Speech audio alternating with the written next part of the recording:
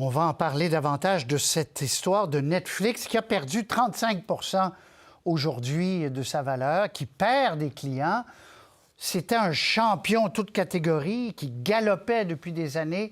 Catalina Briceno, professeure à l'École des médias de l'Université du Québec à Montréal, est avec nous. Madame Briceno, bonsoir. Bonsoir. Bon, alors, il y a une conjoncture. Bien sûr, il y a la guerre en Ukraine. Il y a des clients disparus en Russie. En Russie. N'empêche, qu'est-ce qui explique, selon vous, il y a d'autres facteurs que là, lumière jaune qui s'allume là, pour Netflix? Oui, en fait, il y a plusieurs facteurs qui expliquent la situation dans laquelle Netflix se trouve actuellement. Je vous dirais qu'une réponse simple, voire simpliste, c'est que tout ce qui monte doit redescendre à un moment donné. C'est quand même 10 ans de croissance continue avec notamment des années d'acquisition de nouveaux abonnés tout à fait record pour Netflix. On pense à 2020, première année de pandémie, donc où Netflix avait gagné 36 millions de nouveaux abonnés, puis 18,6 millions l'année dernière. Alors, c'est pour ça que je dis un peu à la blague, tout ce qui monte doit redescendre. Mais la vérité, c'est qu'il y a plusieurs facteurs, effectivement, qui rentrent en ligne de compte.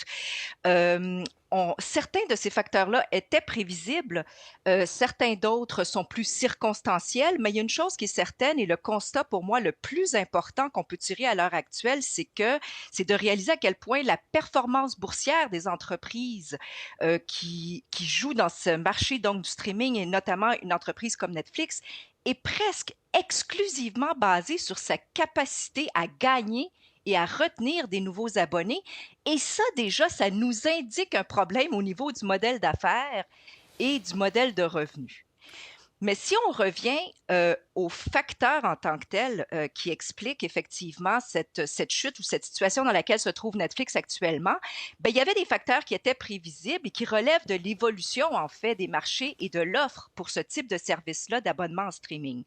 On les a nommés, évidemment, le fait évidemment que la concurrence depuis Ouais. 2018 s'est énormément accrue. On a juste à penser ici au Canada, hein, la prolifération et multiplication de l'offre de vidéos sur demande, donc par abonnement, avec non seulement des joueurs canadiens, mais également plusieurs nouveaux joueurs américains. Et force est d'admettre que les gens, évidemment, face à toute cette offre-là, se sont lancés dans de multiples abonnements, mais qu'on arrive à un moment où peut-être tout le monde redescend un petit peu sur terre, Ben oui. surtout à l'aube d'une crise économique et d'une inflation galopante, où les ménages doivent faire le choix à un moment donné de dire, Bon. ben, je ne peux pas payer pour tout ça. Bon, justement. Alors, deux choses intéressantes, je reprends. Vous dites un peu trop, c'est comme pas assez, là. Il y a trop d'offres, les Crave et compagnie. Netflix est loin d'être seul. Il y a des joueurs qui se sont imposés aussi. Et maintenant, est-ce que tous ces joueurs-là peuvent vivre en même temps, tout le temps? Ben, bien sûr que non. Forcément, il va y avoir un tri. C'est un processus tout à fait normal lorsque se développent des nouveaux marchés, hein. Il y a des périodes de très forte croissance et après ça, ben, il y a des périodes d'écrémage. Puis il y a des périodes où est-ce que effectivement les gagnants le remportent, soit par consolidation, hein, les joueurs s'achètent entre eux Mm. pour devenir de plus grosses entreprises, ou à un moment donné, il y a des joueurs qui perdent des plumes puis qui disparaissent. Je pense pas que ce soit le cas de Netflix cependant. Par contre, ce qu'on a pu voir avec le marché du streaming, c'est qu'évidemment, puis je parle ici des offres vidéo surtout, c'est qu'il faut s'attendre, et ça c'est aussi, c'était à prévoir, tout le monde le savait, que le comportement des abonnés allait être cyclique, c'est-à-dire qu'ils allaient diminuer leur loyauté envers un seul service et se mettre à essayer peut-être même périodiquement certains services Ouais, on s'abonne, on en se désabonne. s'abonnant en fonction des offres puis des séries qu'ils veulent voir, effectivement. Bon. Le modèle d'affaires, vous l'avez dit, ce qui est particulier, c'est que c'est les abonnements point à la ligne. C'est pas les codes d'écoute, c'est les abonnements. Plus il y a d'abonnements, plus il y a de l'argent, puis plus il y a de l'argent, plus on fait faire des séries, etc.